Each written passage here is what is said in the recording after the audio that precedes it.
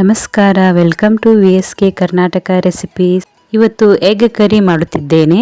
ಇದು ಕಾಜು egg curry. ಇದು ತುಂಬಾ ರುಚಿಯಾಗಿರುತ್ತದೆ.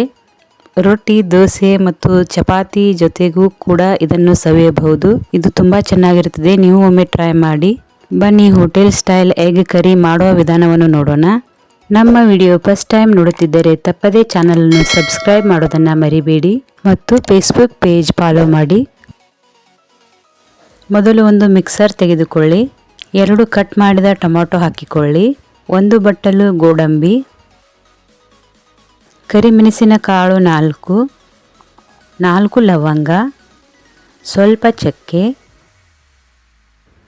ಸ್ವಲ್ಪ ಸಾಹಿ ಜೀರಿಗೆ, ಅರ್ಧ ಸ್ಪೂನ್ ಜೀರಿಗೆ,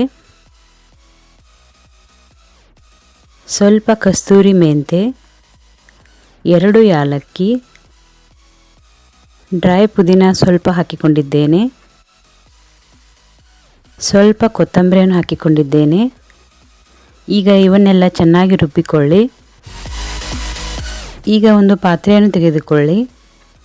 ಒಂದು 4 ಸ್ಪೂನ್ ಎಣ್ಣೆಯನ್ನು ಹಾಕಿಕೊಳ್ಳಿ. ಎಣ್ಣೆ ಕಾಯ್ದ ತಕ್ಷಣ ಸ್ವಲ್ಪ ಜೀರಿಗೆ ಹಾಕಿಕೊಳ್ಳಬೇಕು. ಈಗ ಇದರಲ್ಲಿ ಸಣ್ಣದಾಗಿ ಕಟ್ ಮಾಡಿದ 2 ಈರುಳ್ಳಿ. ನಾನು ಈರುಳ್ಳಿಯನ್ನು ಚಾಪರ್ನಲ್ಲಿ ಸಣ್ಣದಾಗಿ ಕಟ್ ಮಾಡಿಕೊಂಡಿದ್ದೇನೆ. ಈಗ ಇದನ್ನು ಚೆನ್ನಾಗಿ ಫ್ರೈ ಮಾಡಿಕೊಳ್ಳಬೇಕು.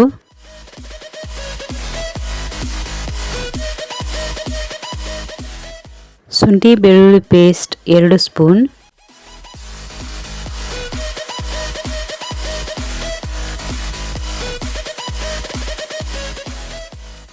ಎರಡು ಸ್ಪೂನ್ ಖಾರದ ಪುಡಿ, 1 ಸ್ಪೂನ್ ಗರಂ ಮಸಾಲೆ,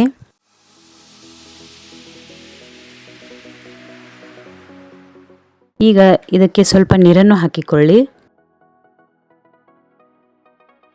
ಈಗ ಇದಕ್ಕೆ ಆಗಲೇ ರುಬ್ಬಿದಂಥ ಮಸಾಲೆಯನ್ನು ಹಾಕಿಕೊಳ್ಳಿ. ಚೆನ್ನಾಗಿ ಮಿಕ್ಸ್ ಮಾಡಿಕೊಳ್ಳಬೇಕು.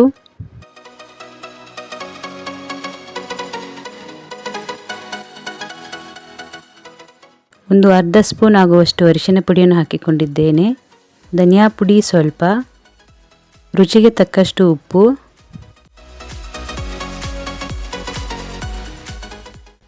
ಈಗ ಇದನ್ನು ಚೆನ್ನಾಗಿ ಕುದಿಸಿಕೊಳ್ಳಬೇಕು. ಈಗ ಕಾಜು ಎಗ್ ಕರಿ ರೆಡಿಯಾಗಿದೆ. ಈಗ ಇದನ್ನು ಹೇಗೆ ಸರ್ವ್ ಮಾಡಿಕೊಳ್ಳಬೇಕೆಂದು ನೋಡೋಣ. ಈಗ ನಾನು ಇಲ್ಲಿ ಮೊಟ್ಟೆಗಳನ್ನು ಹೀಗೆ ಕಟ್ ಮಾಡಿಕೊಂಡಿದ್ದೇನೆ.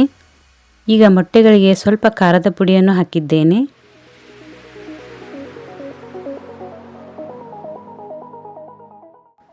ಸ್ವಲ್ಪ ಉಪ್ಪನ್ನು ಹಾಕಿದ್ದೇನೆ. ಈಗ ಈ ಮೊಟ್ಟೆಗಳನ್ನು ಫ್ರೈ ಮಾಡಿಕೊಳ್ಳಬೇಕು. ನಾನು ಈ ದೋಸೆ ಹಂಚಿನಲ್ಲಿ ಇವುಗಳನ್ನು ಫ್ರೈ ಮಾಡಿಕೊಳ್ಳುತ್ತಿದ್ದೇನೆ. 1-2 ಸ್ಪೂನ್ನಷ್ಟು ಎಣ್ಣೆಯನ್ನು ಹಾಕಿಕೊಳ್ಳಿ. ಈಗ ಈ ಮೊಟ್ಟೆಗಳನ್ನೆಲ್ಲ ಇದರಲ್ಲಿ ಚೆನ್ನಾಗಿ ಫ್ರೈ ಮಾಡಿಕೊಳ್ಳಿ.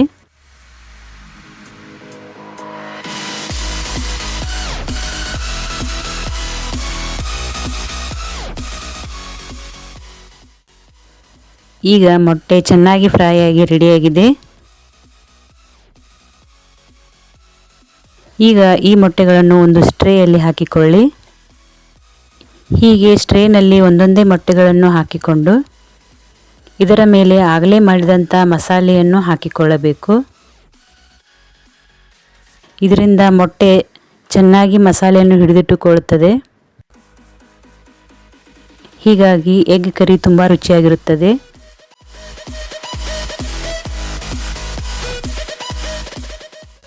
ಈಗ ರುಚಿಯಾದ ಎಗ್ ಕಾಜು ಕರಿ ಸವಿಯಲು ಸಿದ್ಧವಾಗಿದೆ. ನೋಡಿ ಎಷ್ಟು ಚೆನ್ನಾಗಿ ಬಂದಿದೆ ಅಂತ.